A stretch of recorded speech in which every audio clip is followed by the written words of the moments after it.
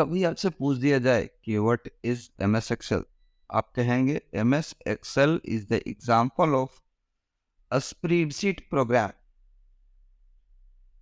एक वर्ड आया यहाँ, स्प्रेड शीट। स्प्रेड मतलब फैलना, फैलना, और सीट मतलब, सीट का मतलब समझते हैं।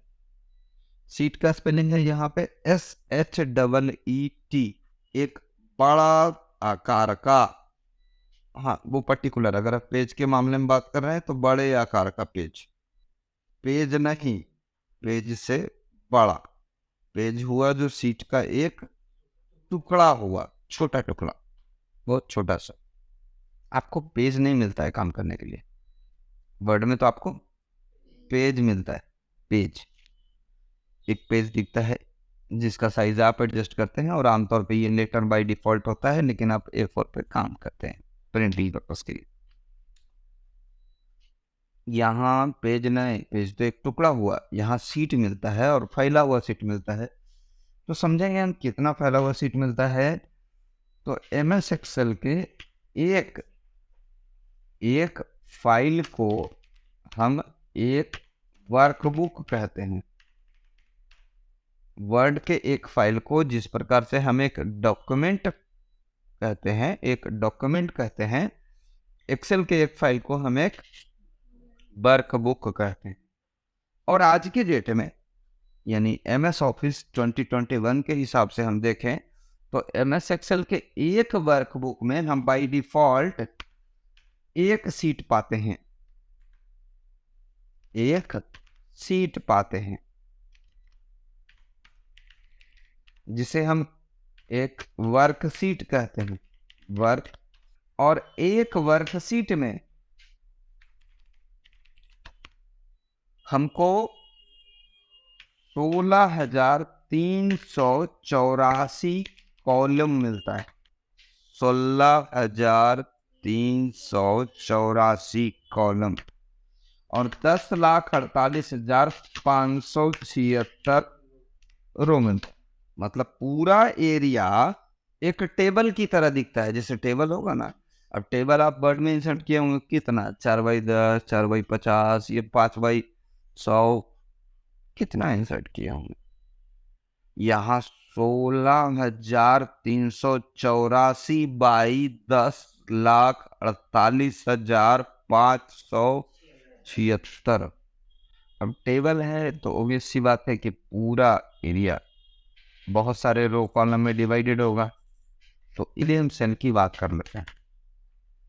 किसी एक सेल में हम मैक्सिमम 255 कैरेक्टर्स टाइप कर सकते हैं। 255 कैरेक्टर टाइप कर सकते, और इसका बाय डिफॉल्ट एक सेल का जो बिग होता है वो होता है 8.43 कैरेक्टर। कॉलम में आप बाय डिफॉल्ट जो कॉलम विड्थ पाते हैं वो पाते हैं 8.43, और रो हाइट जो पाते हैं आप वो पाते हैं 15 पॉइंट्स का।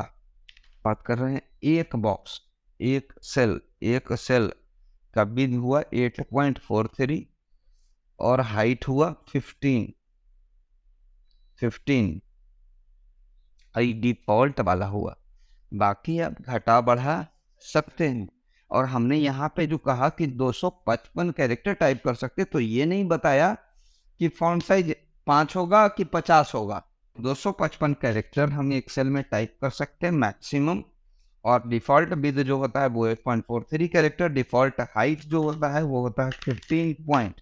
अनुमान लगाइए कितना बड़ा एरिया एक सेल में 255 कैरेक्टर। और अगर हम मान लेते हैं कि हम जो फॉन्ट का साइज दिए हैं वो 200 दिए हैं, हुआ है कि नहीं एक बार हम देख लेना जरूर चाहेंगे, क्योंकि 19 तक तो चेंज नहीं हुआ है। एक्सेल डिफॉल्ट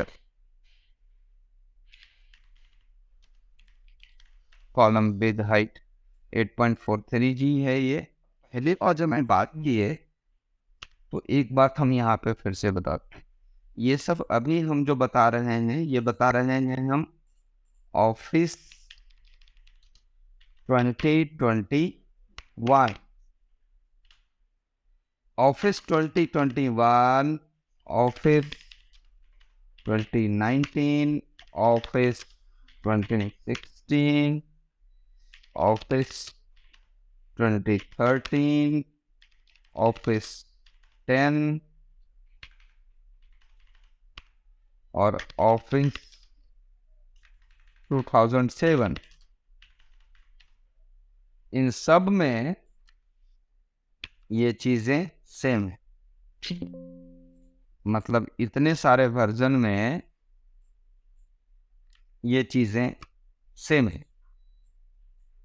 अब हम कहें कि से 2007 के पहले, मतलब 2007 के पहले, तो पहले में ये चेंज था जो कि था, अगर हम बात करते हैं 2003 से लेकर के 2003 XP और 97, ये 3 वर्जन में जो रहा वो रहा 256 कॉलम और 65,536 रो। और एक सेल का में उस वक्त भी हम 255 कैरेक्टर्स ही टाइप कर सकते थे। डिफॉल्ट कॉलम विड्थ उस वक्त था 8.43 कैरेक्टर्स और डिफॉल्ट हाइट था 12.75 कैरेक्टर्स, मतलब 12.75 पॉइंट। एक्सेल में दिया जाने वाला हर एक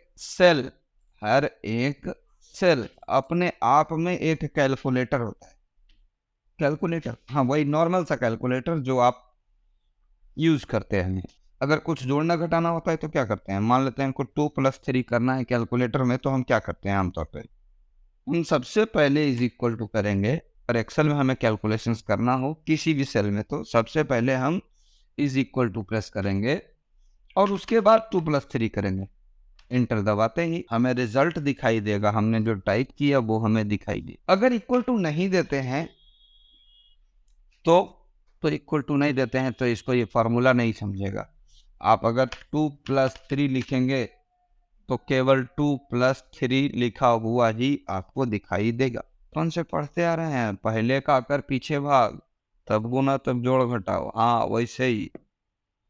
मतलब हम अगर पहले इक्वल टू साइन दिए 12 माइनस 65 गुना 85 प्लस 856 माइनस 54 प्लस इतना भागा इतना, तो भी रूल फॉलो किया है पूरी तरह। फाइनल आंसर जो लाना है लाया नहीं। आप ये जो इतना बड़ा देख रहे हैं कि इतना बड़ा में लिखा गया और पार हो गया, तो आप ये जान रहे हैं कि पहले ही वो भी इतना आपको दिखा रहा है, जगह इसमें है, आप इसको स्ट्रेच कर सकते हैं, इसके विड्थ को इंक्रीज कर सकते हैं। और कैसे, और वो लाइन ये है, MS Excel is the example of a spreadsheet application program.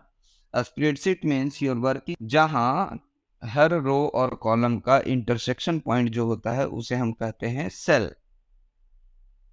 Cell मतलब रो और कॉलम के मिलने से हाँ एक सेल बनता है। और इस लाइन को, जो लाइन काट रहा है एक दूसरे को, इस लाइन को हम कहते हैं ग्रिड लाइन।